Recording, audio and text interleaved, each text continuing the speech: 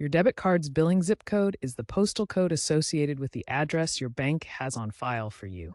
It's a critical security measure used to verify your identity during online purchases, ATM withdrawals, and other transactions. Think of it as a key part of a two-factor authentication process, working alongside your PIN or CVV. It helps prevent fraud by ensuring the person using the card is authorized. Knowing and keeping this zip code accurate is essential for smooth financial transactions and preventing declined payments, especially for online or international purchases.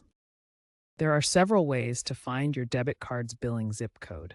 First, check any physical bank statements you receive, as the billing address, including the zip, is usually printed there. The most convenient method is to log into your bank's website or mobile app and navigate to Account Details or Card Management.